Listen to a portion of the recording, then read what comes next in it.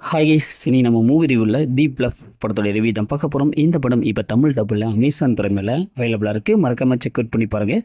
இது ஒரு அதிரடி ஆக்ஷன் மூவியாக வெளியே வந்திருக்கு. இப்போ இந்த படத்தோடைய கதையை பார்த்துடலாம். படத்துடைய ஹீரோயினி ஒரு காலத்தில் சூப்பர் ஹீரோவாக இருந்திருக்காங்க.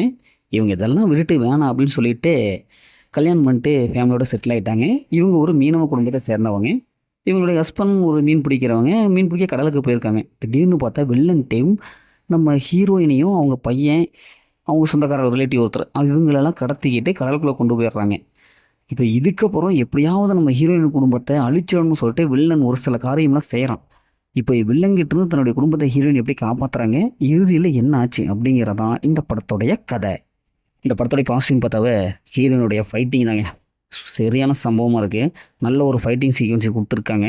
ஃபஸ்ட் ஆஃப் கடைசி வரைக்கும் சண்டையாக தான் போயிட்டுருக்கு. அதேமாதிரி படத்தில் நடிச்சு எல்லாமே சூப்பராக பர்ஃபார்ம் பண்ணியிருக்காங்க. இவங்க ஹீரோயினுடைய கேரக்டர்களை எழுதி எடுத்திருக்காங்க.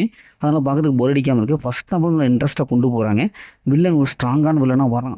ஏன்னா ஃப்ளாஷ்பேக்கில் வில்லனுக்கு ஒரு சரியான ஒரு தண்ணி காட்டியிருப்பாங்க நம்ம ஹீரோயின்.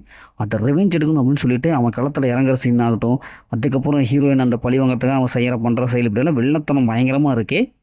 அதுவும் லாஸ்ட் அந்த கிளைமேக்ஸில் ஒரு ஃபைட்லாம் சான்ஸே இல்லைங்க. ஏன்னா அந்தளவுக்கு சூப்பரான ஒரு ஃபைட்ஸ் கொடுத்துருக்காங்க. இந்த படத்தோட பிஜிஎம் பொறுத்தளவுக்கு நல்லாவே இருக்குது. அதே மாதிரி சினிமோட்டோகிராஃபி சூப்பரான ஒரு சில கொடுத்துருக்காங்க. படத்தோடைய ஸ்க்ரீன் பிளே பொறுத்தளவுக்கு ஒரு ஃபைட் சீக்வன்ஸ் என்ன தேவையோ அதை அருமையாக கொடுத்துருக்காங்க. ஸோ ரத்தம் தெரிய சும்மா அட்டிச்சு பொழந்து கட்டியிருக்காங்க. ஏன்னா அந்தளவுக்கு சூப்பரான ஒரு ஃபைட்டிங் ஸ்க்ரீன் பிளே கொடுத்துருக்காங்க. இந்த படத்துடைய மைனஸ்ன்னு பார்த்தாவே வெறும் ஃபைட்டு தான். செகண்ட் ஹாஃபில் அந்தளவுக்கு இல்லை. ஒரு சில சீன்ஸ் ப்ரெடிக்டபுளாக இருக்குது.